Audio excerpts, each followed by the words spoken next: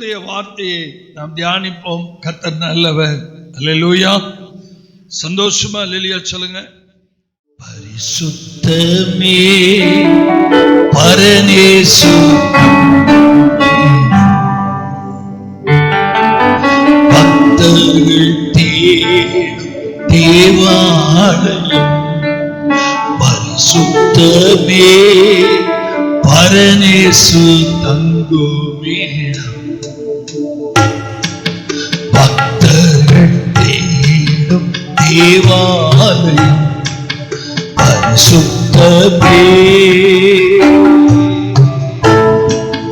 கர்த்தரின் மலை ஏறி சென்று நிற்கக்கூடியவன் யார்? கர்த்தரின் மலை ஏறி சென்று நிற்கக்கூடியவன் யார்? மாசற்ற செயல் உடைய மாசற்ற செயல் உடைய பரிசுத்தமே பரமேசு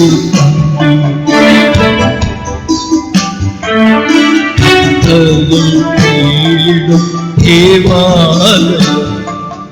பரிசுத்தமே பரமேசு பக்தர்கள் தேடும் தேவாலயம். நாம் எல்லாம் பரிசுத்தராவதே தெய்வத்தின் திருச்சித்தம். நாம் எல்லாம் பரிசுத்தராவதே என் தெய்வத்தின் திருச்சித்தம். பரிசுத்தமின்றி தெய்வத்தை யார் தரிசிக்க முடியாது? பரிசுத்தமின்றி தெய்வத்தை யார் தரிசிக்க முடியாது? பரிசுத்தமே பரனேசு தங்குமிடம். பக்தர்கள் தேவாலயம். பரிசுத்தமே பரனேசு தங்குமிடம். பக்தர்கள் தேவாலயம். பரிசுத்தமே பரிசுத்தர் என்று ஓய்வின்றி பாடும் பரலோக கூட்டத்தோடு. பரிசுத்தர் என்று ஓய்வின்றி பாடும் பரலோக கூட்டத்தோடு. வெண்ணாடை அணிந்து தோலை என்னாலும்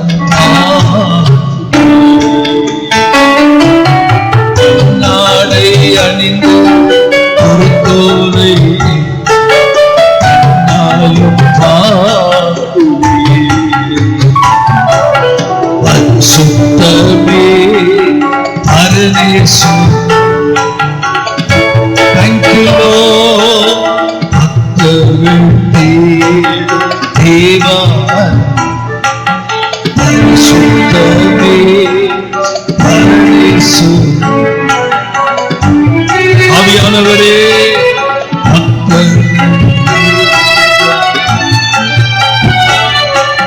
பரிசுத்தமே.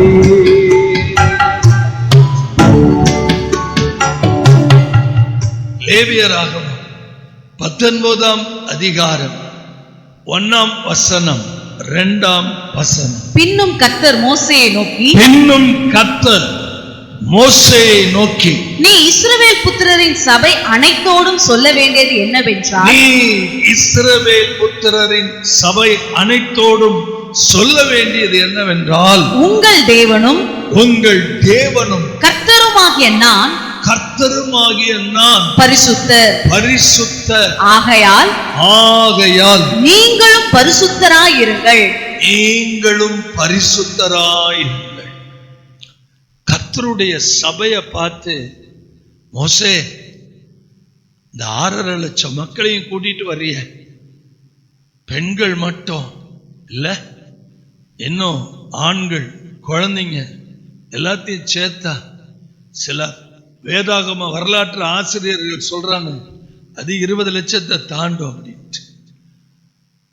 இஸ்ரவேல் புத்திரரின் சபை அனைத்தோடு நீ சொல்லணும். என் ஜனங்கள் எங்க கூடுறாங்களோ அதுதான் சபை. அந்த சபையில நான் பரிசுத்தரா இருக்கிறேன். என்ன ஆராதிக்கிற ஜனங்கள் எப்படி இருக்கணும்? பரிசுத்தமா இருக்கணும். நான் நிக்கிற இடம் எப்படி இருக்கணும்? பரிசுத்தமா இருக்கணும். சபைக்கு ஆராதிக்க வருகிற தேவ பிள்ளைகள் எப்படி இருக்கணும்? பரிசுத்தமா இருக்கணும். தேவன் நம்ம இடத்துல அது ரொம்ப எதிர்பார்க்கிற. ஆண்டவர் நம்ம இடத்துல பரிசுத்தத்தை ரொம்ப எதிர்பார்க்கிறார். லேவியராகமம் 20ஆம் அதிகாரம் 7வது வசனத்துல பாத்தீங்கன்னா, ஆதலால் நீங்கள் உங்களை பரிசுத்தப்படுத்தி பரிசுத்தராயிருங்கள், நான் உங்கள் தேவனாகிய கர்த்தர். நல்ல கவனிங்க. உடம்பு கழுவுறது சரீர சுத்திகரிப்பு, இருதயத்தை சுத்திகரிப்பது பரிசுத்த வாழ்க்கை. ஆமென்.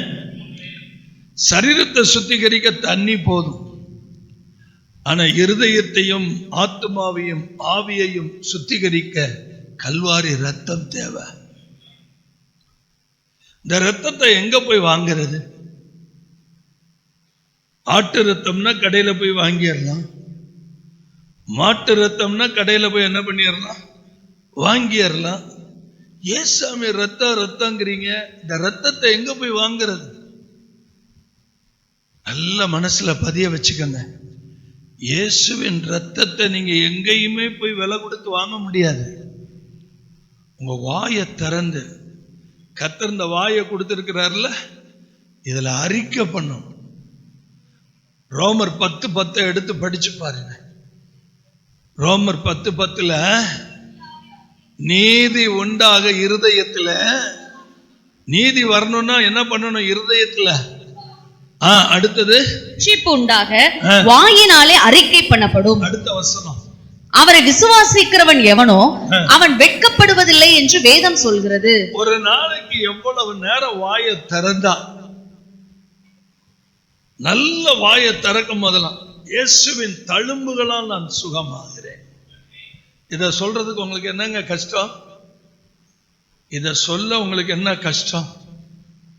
ஒரு காலத்துல நம்ம எல்லாரும் நம்ம கிட்ட இருக்கிற பிரச்சனையை வெளியே சொல்லவே பயந்தோம். இன்னும் ஒரு வார்த்தை நான் கூடுதலாவே சொல்றேன். பெண்கள் தங்களுக்குரிய பிரச்சனைகளை பெண்கள் இடத்துலதான் பேசுவாங்க. பொது இடத்துல பேச பயப்படுவாங்க, ஆண்கள்கிட்ட சொல்ல பயப்படுவாங்க. அவ்வளவு ஏங்க தன் சொந்த புருஷன்கிட்ட சொல்லவே யோசிப்பாங்க. ஆனா இன்னைக்கு பெண்கள் தங்களுக்குரிய பிரச்சனைகள் எல்லாம் வெளியில பகிரங்கமா சொல்றத நான் இன்னைக்கு பார்க்கிறேன். பகிரங்கமா பேசுறத நான் பார்க்கிறேன். நல்ல கவனிங்க. ஒவ்வொரு நாளும் பகிரங்கமா நம்ம உட்கார்ந்து இருக்கிற இடத்துல, நடக்கிற இடத்துல ஒரு 10 முறை, ஒரு 5 முறை இயேசுவின் தழும்புகளால் சுகமாகிறேன், இயேசுவின் ரத்தத்தால் கழுவப்படுகிறேன், என் ஆத்துமாவே நீ ஏன் கலங்குற? ஏசப்பா ரத்தம் இருக்குது. 1 யோவான் 1:7 கர்த்தராகிய இயேசு கிறிஸ்துவினுடைய விலையேறப்பெற்ற ரத்தம் சகல பாவங்களை நீக்கி என்ன பண்ணிரும்? என் ஆவிய, என் ஆத்துமாவை, என் சரீரத்தை அது என்ன பண்ணிரும்? நீங்கள் உங்களை பரிசுத்தப்படுத்தி பரிசுத்தராயிருங்கள். இந்த முதல் காரியம், நீங்களும் நானும் ஆராதிக்கிற தெய்வம் பரிசுத்தர். நீங்க ரோட்ல போகும்போது நீங்க பார்த்திருப்பீங்க, நிறைய விக்கிரக கோயில்ல சினிமா பாட்டா பாடும். பார்த்திருக்கிறீங்களா? அப்படி பாடும்போது நமக்கு ஒரு யோசனை வரும், என்னடா தெய்வம்னு கும்பிடுறாங்க, ஆனா எப்படி அந்த கோயில்கள்ல சினிமா பாட்டு பாடுது? அங்கதான் கொஞ்சம் கூர்மையா இயேசுசாமி பக்கத்துல நின்று கேட்கணும். நம்ம தெய்வம் பரிசுத்தர், அதனால இங்க வேசியின் பாட்டுக்கு இடம் இல்லை, அது அசுத்தம். அப்ப அது எந்த மாதிரியான காரியத்தை தான் அது விரும்பும்? அசுத்தமான பாடல்களை தான் அது விரும்பும். கர்த்தருக்கு ஸ்தோத்திரம். உங்களை பரிசுத்தப்படுத்தி எப்படி இருங்க, நான் எப்படிப்பட்ட தெய்வம், இதை நீங்க முதல்ல மனசுல வச்சுக்கணும். ரெண்டாவது ஒரு காரியத்தை சொல்றேன், நீங்க என்னைக்கு கர்த்தரிடத்துல வந்துட்டீங்களோ 100% அவர் உங்களை கேர்டேக் எடுக்கிறார். அவரே சொல்றாரு, நான் உங்களை பரிசுத்தமாக்குகிற கர்த்தர். லேவியர் 20ஆம் அதிகாரம் 8வது வசனத்தை பாருங்க. என் கட்டளைகளை கைக்கொண்டு நடவுங்கள், நான் உங்களை பரிசுத்தமாக்குகிற கர்த்தர். உங்க வலது கையை நெஞ்சில வச்சு பேசி பாருங்க. என்னால பரிசுத்தமாக முடியலையே, பரிசுத்தமாக முடியலையேன்னு சொல்றீங்கல்ல, 100% உங்களால பரிசுத்தமாகவே முடியாது. உங்களை ஒருத்தர் பரிசுத்தப்படுத்துறதுக்கு ரெடியா இருக்கிறார். அல்லேலூயா. அவர்கிட்ட போய் தாழ விழுந்து சொல்லணும், என்னால பரிசுத்தமா வாழ முடியல ஆண்டவரே, என்னை பரிசுத்தமாக்குங்க. அதனாலதான் அவர் சொல்றாரு, பலத்தினால் அல்ல, பராக்கிரமத்தினால் அல்ல, என்னுடைய ஆவியினால் ஆகும். அல்லேலூயா. ஆவியானவர் வந்தா தான் காரியங்கள் உறுதிப்படும். உங்களை பரிசுத்தமாக்க முடியும், தடைகளை உடைக்க முடியும், பிசாசுகள் வெளியேற முடியும். அப்ப நீங்க எப்பயும் கர்த்தருடைய உதவியை தேடணும். ஆமென். சங்கீதம் 51 தாவீது கதறார், ஈசோப்பினால் என்னை சுத்திகரியும், அப்பொழுது நான் என்ன ஆயிருவேன்? சுத்தமாவேன். ஈசோப்பினால என்னை சுத்திகரியும், அப்பொழுது நான் சுத்தமாவேன். என்னை கழுவியருளும், அப்பொழுது நான் என்ன செய்வேன்? என்ன அருமையா இருக்கு பாருங்க. இன்னொரு ரகசியம், இன்னைக்கு 10 நாள் முடிஞ்சிருச்சு நமக்கு, இன்னைக்கு 11வது நாள். இந்த 11வது நாள் உங்களை பார்த்து கர்த்தர் என்ன தெரியுமா சொல்றாரு? உங்கள் பாவங்கள் சிவேர் என்று இருந்தாலும், இரத்தாம்பர சிவப்பை போல இருந்தாலும், உறைந்த பனியை போல என்ன பண்ணிடுவேன்? உன் பாவத்துக்காக நீ தற்கொலை பண்ண வேண்டாம், உன் பாவத்துக்காக நீ செத்து போயிட வேண்டாம். மார்ட்டின் லூத்தர் பைபிளை படிக்கும் போது 1:7 அவர் கண்ணில் பற்றுச்சு. இயேசு கிறிஸ்துவின் ரத்தம் சகல பாவங்களை நீக்க என்ன பண்ணும்? அந்த வரிய படிச்ச உடனே ஒரு பேப்பரை எடுத்தார். அல்லேலூயா. விறுவிறு விறுவிறு விறுவிறு. அவர் ஒரு கத்தோலிக்க குருவானவர், தெரியுமா தெரியாது? மார்ட்டின் லூத்தர் ஒரு கத்தோலிக்க குருவானவர். ஆமென். ஒரு கத்தோலிக்க குருவானவர். அவர் பேப்பர் எடுத்து விறுவிறு விறுவிறுன்னு எல்லா பாவங்களையும் எழுதுற. எழுதி முடிச்ச உடனே பிசாசு நின்னுகிட்டு கேவலமா மார்ட்டின் லூத்தரை பார்த்து, அவருடைய புக்கு கிடைச்சா வாங்கி படி, பாத்தியா எவ்வளவு பாவம் பண்ணியிருக்க பாத்தியா அப்படின்னு. Praise the Lord. அவர் காதுல ஒரு சத்தம், முன்னாடி இருக்குல்ல அந்த ரெட் இங்க் பாட்டில், அதை எடுத்து நீ எழுதுனதுல ஊத்தி விடுங்க. அவர் எழுதின பாவம்லாம் ஒரு பேப்பர், அந்த ரெட்டிங்கை எடுத்து ஊத்துனா என்ன ஆகும்? Totally destroy. பாத்தியா மகனே, என்னுடைய ரத்தம், உன்னுடைய பாவம் சிவேர் என்று இருந்தாலும், ரத்தாம்பர சிவப்பா இருந்தாலும். இப்பதான் நான் முக்கியமான விஷயத்தை உங்களுக்கு சொல்லணும். எனக்கு ரொம்ப சுவிசேஷத்தை ஆரம்பத்துல ஒரு பிரதர் இருந்தார். எங்க பார்த்தாலும், சகாயம் நில்லு சகாயம். அப்படியே சைக்கிள பிரேக் அடிச்சு நின்றுவேன். எனக்கு அவரை பார்த்தோன்னா சந்தோஷமாயிருக்கும். டப்பாவை தட்டுவார். என்ன டப்பா? மூக்குப்படி டப்பா எடுப்பார். மதராஸ் ரிப்பன் பிரஸ்ல வேலை பார்த்தேன். அப்படி இழுப்பார். அப்படி இழுத்துட்டு ஆண்டவர் என்ன சொல்றாருன்னா, இது பொடி சுவிசேஷம், நீங்க தப்பா எடுத்துக்க கூடாது. என்ன சொல்றாருன்னா, பாவம் செய்த இடத்தில் கிருபை. எதுக்காகனே நீங்க இது சொல்றீங்கன்னு கேட்டேன். இல்ல, நான் உன்கிட்ட பேசும்போது பொடி போட்டுட்டு பேசுறேன்னு நீங்க என்ன பண்ணிடக்கூடாது, என்னைய தப்பா நினைச்சிடக்கூடாது. இல்லைண்ணே, பாவம் தானே, அதுக்கு நீங்க சப்பக்கட்டெல்லாம் என்ன பண்ணக்கூடாது, சப்பக்கட்டெல்லாம் கட்டக்கூடாது. என்ன தம்பி இப்படி இருக்கிற, இப்படி அப்படி போடுற, இப்படி சிந்தியாற. அல்லேலூயா. என்ன மாதிரி விளக்க உற பாருங்க, என்ன மாதிரி விளக்க உற. இப்படி போடுறேன், இப்படி சிந்தியறேன்னு. அல்லேலூயா. இதுல என்ன கொடுமைன்னு கேட்டீங்கன்னா, என்னடா இப்படி சொல்றாருன்னு சொல்லி சம்பந்தமே இல்லாம அன்னைக்குதான் நான் ரோமர் புஸ்தகத்தை எடுத்து படிக்கிறேன். படிச்சா 6ஆம் அதிகாரம் 1வது வசனத்துல ஒரு அணுகுண்டு வசனம் இருக்கு பாருங்க. ஆகையால் என்ன சொல்லுவோம்? கிருபை பெருகும்படி பாவத்திலே நிலை நிற்கலாம் என்று சொல்லுவோமா? கூடாதே. மாட்டினாரையா அந்த அண்ணன் எப்படா கிடைப்பாருன்னு பார்த்தேன்.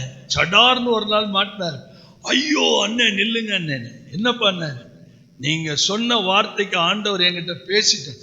ஆண்டவர் உங்ககிட்ட பேசினாரா? எப்போதும் நான் தான் உங்ககிட்ட பேசுவேன். இன்னைக்கு பேசியிருக்கிறாரு பாருங்க. இப்படி போட்டு இப்படி சிந்துவீங்களா? பாவம் பெருகின இடத்துல கிருபை பெருகுதா? கிருபை பெருகுவதால் பாவத்தில் நிலைத்திருப்போம் என்று சொல்லுவோமா? கூடாதே. இதனுடைய அர்த்தம் என்னன்னு புரியுதா? நான் எவ்வளவு பாவம் செய்தாலும் ஆண்டவர் என்ன மன்னிப்பார் மன்னிப்பார் மன்னிப்பார் நினைச்சுக்கிட்டு இருந்தா திடீர்னு கிருபை நின்னு போயிடும். பொய்யான மாயையை பின்பற்றுகிறவர்கள் தங்களுக்கு வருகிற கிருபை என்ன பண்றாங்க? போக்கடிக்கிறாங்க. உங்களுக்கு எந்த நேர கிருபை உங்களை விட்டு போகுதுன்னு தெரியாது. உங்களுக்கு எந்த நேர கிருபை உங்களை விட்டு விலகுதுன்னு தெரியாது. நீங்க அப்ப திருப்பி போய் பாவத்துல உட்கார்ந்து இருப்பீங்க. திடீர்னு அடி விழுவும். அதனால கிருபை பெருகுது, கிருபை பெருகுது, கிருபை பெருகுதுன்னு நம்ம எதுல நிக்க முடியாது. இது 2வது குறிப்பு.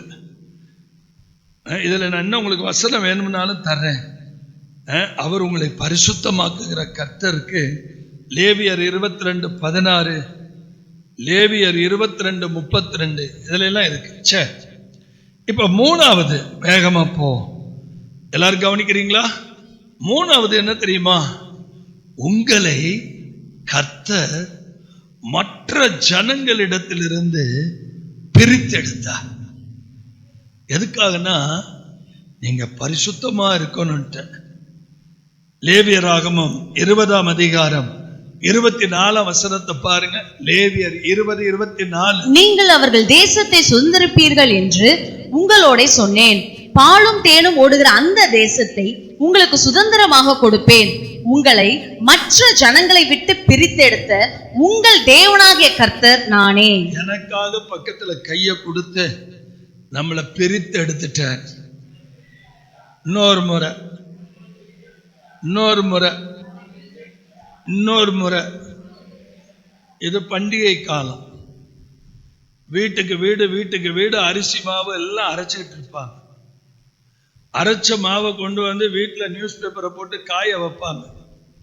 காய வச்சாலும் அப்படியே போய் எடுத்து முறுக்கு சுற்ற முடியாது. சல்லடையில் என்ன பண்ணுவாங்க? ஏன் சல்லடையில சலிப்பாங்க? அதுல கட்டிப்பட்டதெல்லாம் என்ன ஆயிரும்? தனியா வந்துடும். அப்படி சல்லடையில உங்களை சல்லடையா கர்த்தர் என்ன பண்ணுவார்? பிரிச்சிருவார். அதனாலதான் இந்த வெளியில இருக்கிற ஆட்கள் பூரா நம்மளை கண்டாவே வித்தியாசமா பார்ப்பாங்க, வித்தியாசமா பேசுவாங்க. அல்லேலூயா. நமக்கு தெரியவே தெரியாதுங்க, நமக்கு தெரியவே தெரியாது. ஆனா நம்மளை குறிச்சு அவ்வளவு புள்ளி விவரமா அவங்களுக்கு தெரியும். குறிப்பா எங்க அண்ணன் பையன் மெக்சிகோல இறந்தார்ல, அவருடைய பாடி திருச்சியிலேருந்து மதியம் வந்துச்சு. பயங்கர கூட்டம். எங்க அண்ணன் வீட்டு வாசல்ல நிறைய பேர் பேசுற சத்தம் எங்களுக்கு கேட்குது. அதுல ஒரு வார்த்தையை சொல்றேன், டேய் அவங்க குடும்பமே எல்லாரும் தங்கமானவங்கடா, அண்ணன் தம்பி எல்லாரும். இப்படிப்பட்ட நல்லவங்களுக்கு இப்படி சோதனையாடா, இவங்களுக்கே இப்படி சோதனை எல்லாம் நமக்கெல்லாம் என்னடா ஆகும் அப்படின்னு பேசுற சத்தம் என் காதுல விழுந்துச்சு. சல்லடையா உங்களையும் என்னையும் கர்த்தர் என்ன பண்றாரு, பிரிச்சுக்கிட்டே இருக்கிறார். முறுக்குமாவு இன்னைக்கு பிரிச்சு நைட்டு முறுக்கு சுற்றுவான், ஆனா நமக்கு பரலோகம் போற வரைக்கும் சலிக்கிறார். உங்களை மற்ற ஜனங்களை விட்டு கர்த்தர் என்ன பண்ணிட்டாரு. நீங்க பக்கத்துல சொல்லுங்க, நம்மளாம் உலகத்துக்கு சொந்தமே கிடையாது, உலகத்துக்கு சொந்தமும் கிடையாது. உலக பிரகாரமா எல்லாரும் தெரியுற மாதிரி நம்மளும் என்ன பண்ண முடியாது. அங்கதான் இங்க பிரச்சனையே இருக்கு. இந்த சபைக்குள்ள என்ன நடக்குதுன்னா, கொஞ்சம் கொஞ்சமா அந்த உலகம் உள்ளுக்குள்ள வர்றதுக்கு என்ன பண்ணுது, பிரயாசப்படுது. உலகம் உள்ளுக்குள்ள வர்றதுக்கு என்ன பண்ணுது, பிரயாசப்படுது. பல பேர் எந்திரிக்கிறாங்க, பல பேரால அப்படியே பார்த்தீங்கன்னா தேவனுடைய திட்டங்களை முறியடிக்க நினைக்கிறாங்க.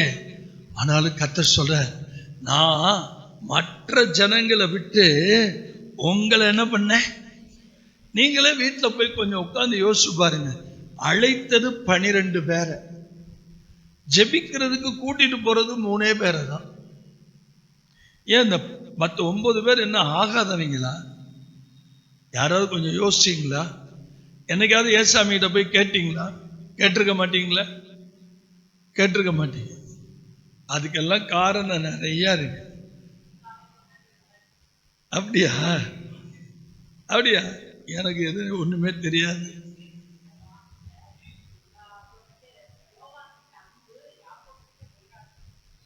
பாருங்களேன், உண்மையே எனக்கு காலையில என்ன பிரசங்கம்னு தெரியாது. என்ன 3 பேரையும் கர்த்தர் பக்கத்துல வச்சுக்கிட்டார்.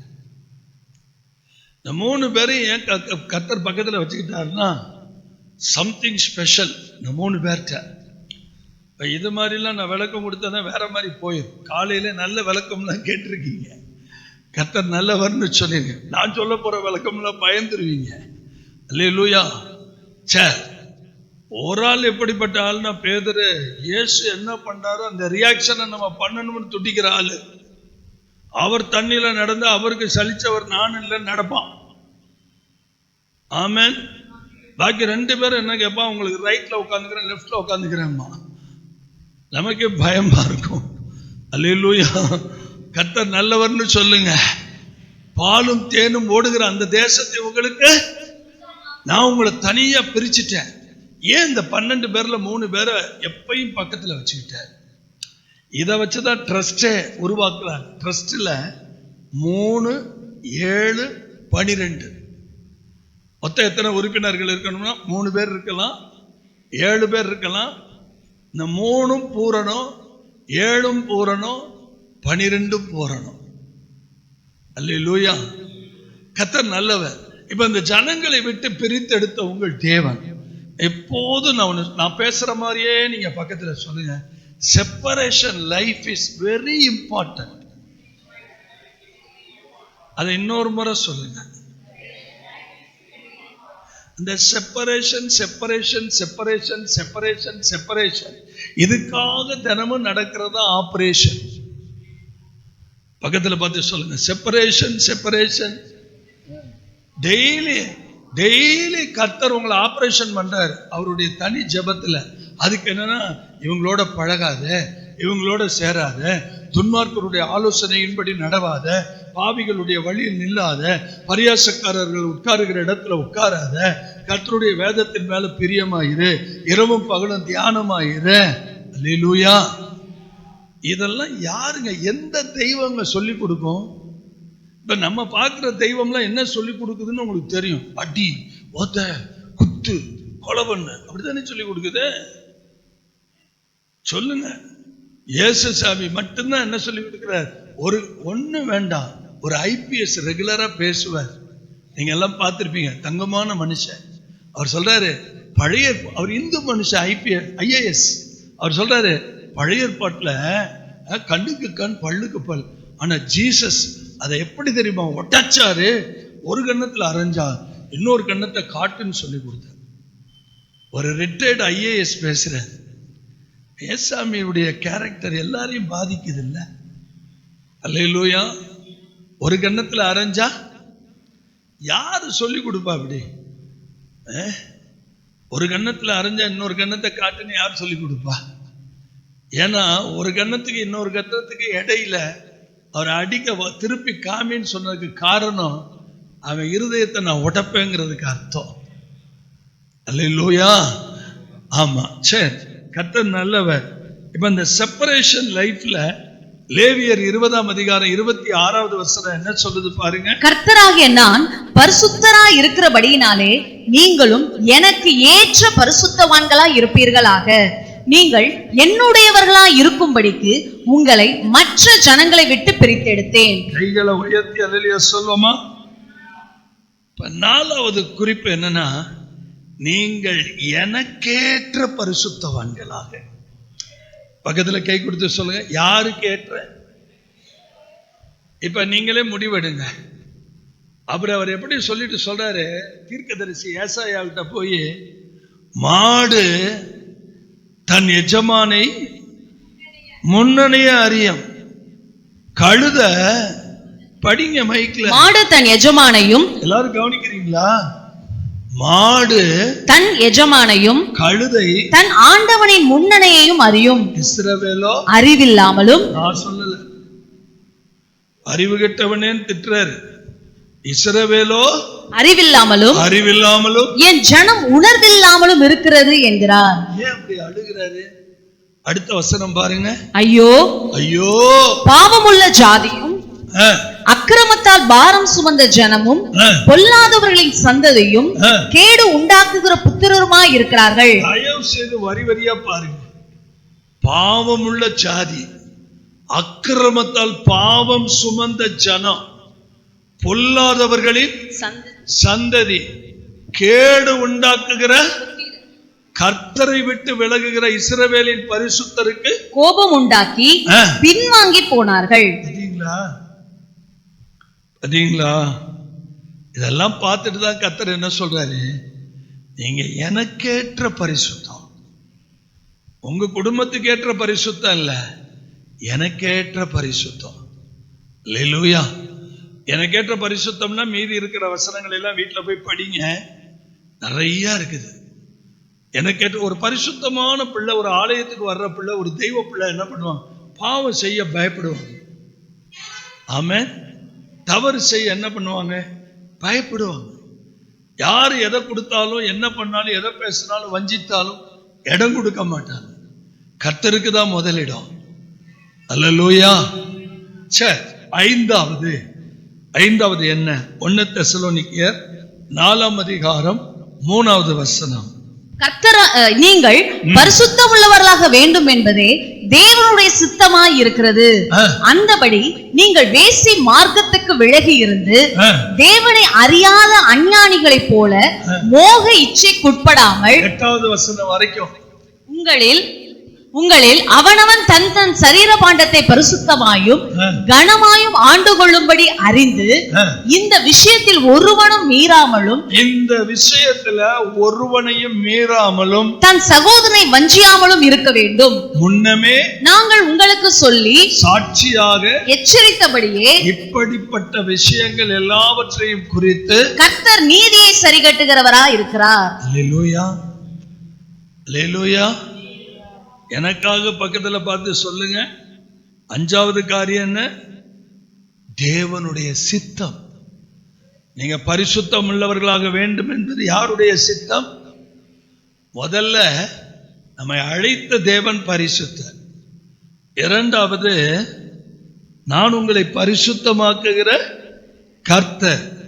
3வது, பரிசுத்தமாகும்படி பிரித்தெடுத்த கர்த்தர். 4வது, அவருக்கு ஏற்ற பரிசுத்தம். 5வது, தேவனுடைய சித்தம். பரிசுத்தம் என்பது தேவனுடைய சித்தம். அதை மறந்துடவே கூடாது. ஆறாவது, அவ்வளவுதான், சீக்கிரம் முடிய போகுது. ஆறாவது 1 தெசலோனிக்கேயர் 4ஆம் அதிகாரம் இந்த 3 முதல் 8 வசனங்களை படிக்கும் போது பரிசுத்தம் என்பது தேவனுடைய அழைப்பு. பரிசுத்தம் என்பது என்னது?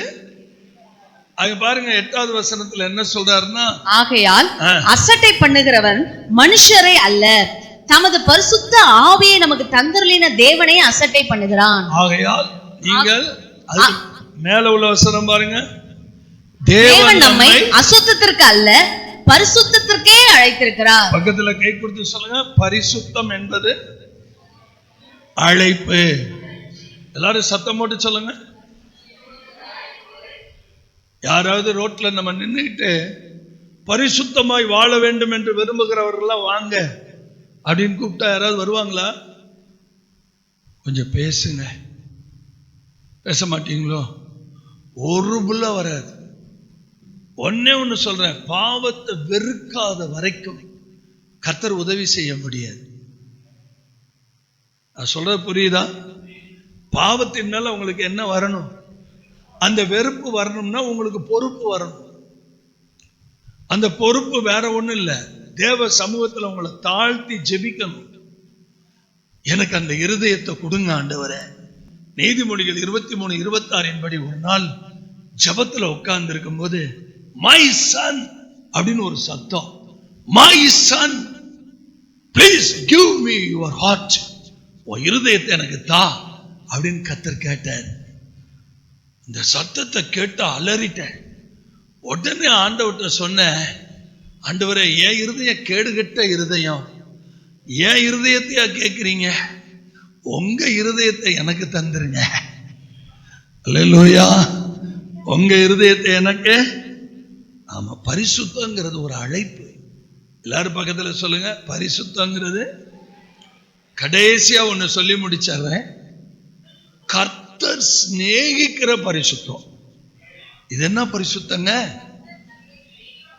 கர்த்தர் சிநேகிக்கிற பரிசுத்தம். மல்கியா 2:11. யூதா ஜனங்கள் துரோகம் பண்ணினார்கள், இஸ்ரவேலிலும் எருசலேமிலும் அருவருப்பான காரியம் செய்யப்பட்டது.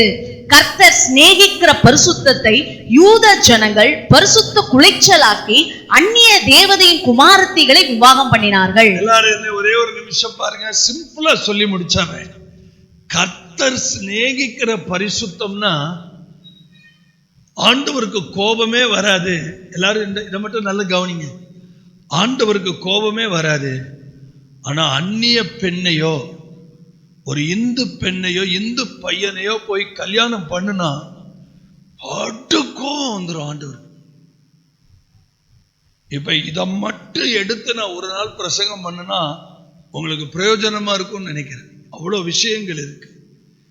ஏன் பரிசுத்த வித்து அந்நிய ஸ்திரீகளோட போய் என்ன பண்ணக்கூடாது? கலந்துடக்கூடாது. எஸ்ரா 9ஆம் அதிகாரம் 1ஆம் வசனம் படி, 2வது வசனம் 1-2. இவைகள் செய்து முடிந்த பின்பு பிரபுக்கள் என்னிடத்தில் சேர்ந்து இஸ்ரவேல் ஜனங்களும் ஆசாரியரும் லேவியரும் ஆகிய இவர்கள் கானானியர், ஏத்தியர், பெர்சியர், எபூசியர், அம்மோனியர், மோவாபியர், எகிப்தியர், அமோரியர் என்னும் இந்த தேசத்தின் ஜனங்களுக்கும் அவர்களுடைய அருவருப்புகளுக்கும் விலகி இருக்கவில்லை. எதுக்குமே ஆண்டவருக்கு கோபம் வராது. ஆனா அந்த அந்நிய தேவர்களை தேடி போனீங்க, விக்கிரகங்களை தேடி போனீங்க, அவ்வளவுதான். எப்படிலாம் ஆராதனைக்கு வந்த பிள்ளைங்க ஏன் நம்ம சபை காலியா கிடக்குன்னு பாத்தீங்களா? எப்படிலாம் ஆராதனைக்கு வந்த சில கேஸ் மாட்டிக்காத, வாழ்க்கை நாசமா போயிருன்னு சொன்ன கடைசி வரைக்கும். பரிசுத்த வித்து எங்க போகுது? தேசங்களின் ஜனங்களோடு. படிங்கம்மா. எப்படி என்றால் அவர்களுடைய குமாரத்திகளிலே தங்களுக்கும் தங்கள் குமாரருக்கும் பெண்களை கொண்டார்கள். இப்படியே பரிசுத்த வித்து தேசத்தின் ஜனங்களோட கலந்து போயிற்று. பிரபுக்களின் கையும் அதிகாரிகளின் கையும் இந்த குற்றத்தில் முந்தினதா இருக்கிறது என்றார்கள். அவருக்கு கோபம் வர்ற ஒரே இடம் அந்நிய ஸ்திரீகள், அந்நிய மாப்பிள்ள. இது ஆண்டவர் ஏத்துக்கவே மாட்டார். நம்மை அழைத்த தெய்வம் பரிசுத்தர். ரெண்டாவது நம்மை பரிசுத்தமாக்குகிற கர்த்தர். மூணாவது உங்களை பிரித்தெடுத்த கர்த்தர். நாலாவது அவருக்கேற்ற பரிசுத்தமாய் வாழ வைக்கிற கர்த்தர். ஐந்தாவது அவருடைய சித்தத்தின்படி பரிசுத்தமாய் இருக்க விரும்புகிறார். ஆறாவது அது ஒரு தெய்வீக அழைப்பு. ஏழாவது அவர் சிநேகிக்கிற பரிசுத்தம். எழுந்திருப்போமா, ஜெபிப்போமா? எல்லாரும் 2 நிமிஷம் அந்நிய பாஷை பேசுங்க. ஒரு பாடலை பாடிக்கிட்டு இருக்கும்போது கர்த்தருடைய மகிமை இறங்கி வரும். ஒவ்வொருத்தரையும் அதை நிரப்ப போது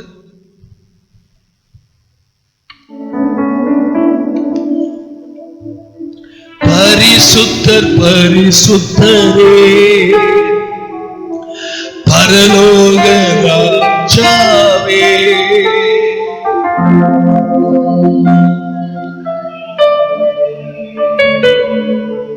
பரலோக ராஜாவே, இப்போதும் இருப்பவரே, ஐயா இனிமேலும் வருபவரே. எல்லாரும் இப்போதும் இருப்பவரே, ஐயா இனிமேலும். சத்தத்தை உயர்த்தி உம்மை ஆராதிக்கின்றோ, ஆர்ப்பரிக்கின்றோ, அன்பு செய்கின்றோ. உம்மை ஆராதிக்கின்றோ, அன்பு செய்கின்றோ. பிதாவே ஆராதிக்கின்றோ, இயேசுவே ஆர்ப்பரிக்கின்றோ, ஆவியானவரே அன்பு செய்கின்றோ. நல்ல கரந்தட்டி ஆவியானவரே உம்மை அன்பு செய்கின்றோ. மகனாக தெரிந்து கொண்டீ,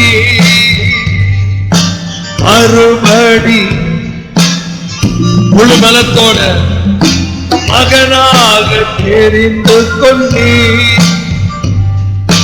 மறுபடி சந்தோஷமா ராஜாக்களும் நாங்களே, ஐயா ஆசாரியர் ராஜாக்களும் நாங்களே, ஐயா ஆசாரியர்களும். என்ன சத்தமா பாடுங்க. ஆராதிக்கின்றோம், அன்பு செய்கின்றோம், உம்மை ஆராதிக்கின்றோம்.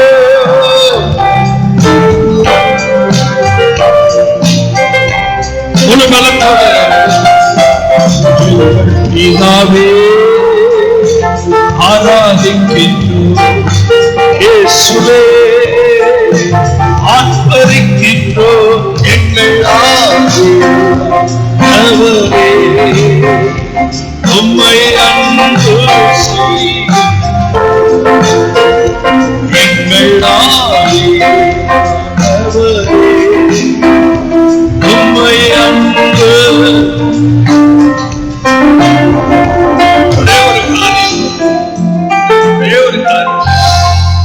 ஒரு நாளைக்கு 3 முறை பரிசுத்தர் சொல்லி பாருங்க. உங்க வீட்டுல நடக்கும் போது, உட்காரும் போது, எந்திரிக்கும் போது, சாப்பிடும் போது பரிசுத்தர் பரிசுத்தர் பரிசுத்தர். உங்க ஹார்ட்டே பரிசுத்தமாயிரும். இந்த ஆசீர்வாத டிவியினுடைய ரகசியம் என்ன தெரியுமா? ஆசீர்வாத டிவியினுடைய வெற்றி என்ன தெரியுமா? சேனைகளின் கர்த்தர் பரிசுத்தர் பரிசுத்தர் பரிசுத்தர். அதுதான் இந்த ஊழியத்துடைய வெற்றி. அப்படி சொல்லி நீ ஒரு நாளைக்கு எத்தனை முறை அப்படி சொல்ல முடியுமோ அப்படி சொல்லிக்கிட்டே இருங்க. பரிசுத்தர். நான் சைக்கிள் ஓட்டும் போதுல இருந்து பைக் ஓட்டும் போது கூட குருட்டாம்போக்கு ஹைவே ரோடுன்னு எவனுக்குமே தெரிய மாட்டேங்குது. வீட்டுக்குள்ள விளையாடுற மாதிரி கார்ல இப்படி வர்றான், ஒருத்தன் இப்படி வர்றான். இது ஹைவே ரோடுன்னு இன்னும் யாருக்கு புத்திய வீட்டுல புழங்குற மாதிரி புழங்கிட்டு இருக்காங்க. ரொம்ப பயமா இருக்குது. கர்த்தருக்கு ஸ்தோத்திரம்.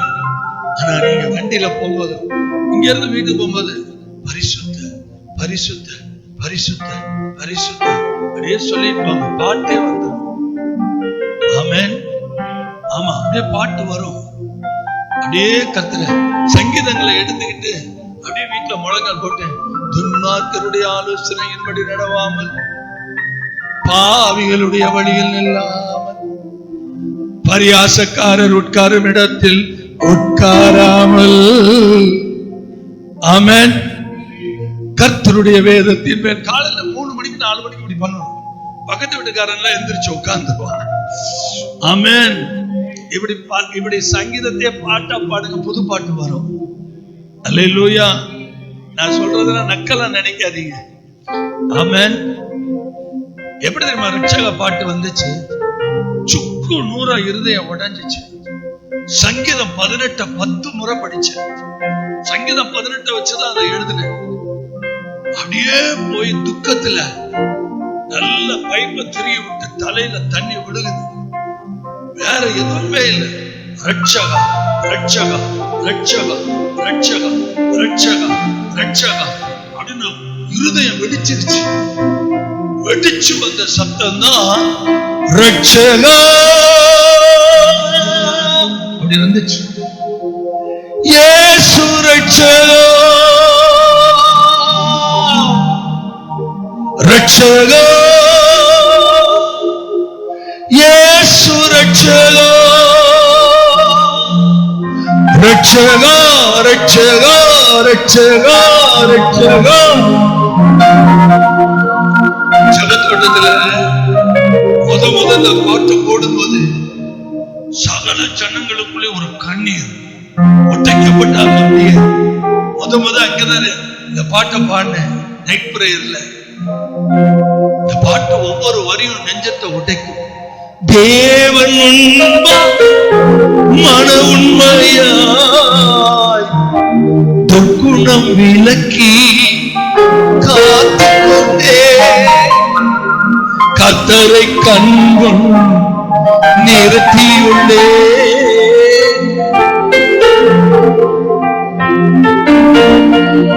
ஒண்ணு வேண்டாங்க. சித்தன்னவாசல் மலை இருக்குல்ல, மத்தியானத்துல ஏறி போய் அந்த உச்சியில நின்றுட்டு அந்த பாட்டை இப்படி பாடிட்டு யூடியூப்ல போட்டு விட்டோன்னா 1 லட்சம் அடுத்த வியூஸ். தமிழ்நாடு, கர்நாடகா, ஆந்திரா, விஜயவாடா எங்கெங்கெல்லாம் என்ன பயன்படுத்தி சாயந்தரம் வந்து தர்ற யூடியூப்ல இருந்து வருவான். அப்புறம் 50 பாட்டையும் போட்டோம்னா காசு தன்னால வரும். ஆனா அதெல்லாம் வேணாம், இயேசுதான் வேணும் நிக்கிறேன். அவ்வளவு பெருமையா சகேரஜ் உனக்கு இல்ல. உண்மையை சொல்ற. அது நம்ம பாட்டு வெளியில தெரியாது, ஆனா அது தேசத்தை கலக்கும். அல்லேலூயா. ஆமா, இப்ப பாத்தீங்கன்னா வாட்ஸ்அப்ல நம்ம செய்தியை கேட்டுட்டு ஒரு பையன் போட்டுக்கிட்டே இருக்கான்ல, தம்பி அண்ணே நீங்க பாடுங்கண்ணே, நீங்க ஆராதிச்சு போடுங்க. அவன் டெய்லி எனக்கு வெரி குட் போட்டுக்கிட்டு இருக்கான். எக்ஸலன்ட். ஒரு இந்து பையன். அல்லேலூயா. ஜெபம் பண்ணி முடிப்போமா? ஆண்டவர் எதிர்பார்க்கிறது பரிசுத்தம். ஆண்டவருடைய சித்தம் பரிசுத்தம். அன்பும் இரக்கமும் நிறைந்த எங்கள் பரம தந்தையே, சிங்காசனத்தில் வீற்றிருக்கிறவரே, உம்முடைய பாதத்தில் எங்களை தாழ்த்துகிறோம். நீங்க சிநேகிக்கிற பரிசுத்தம் எங்களுக்குள் உண்டாவதாக. இயேசுவின் நாமத்தில் பிதாவே.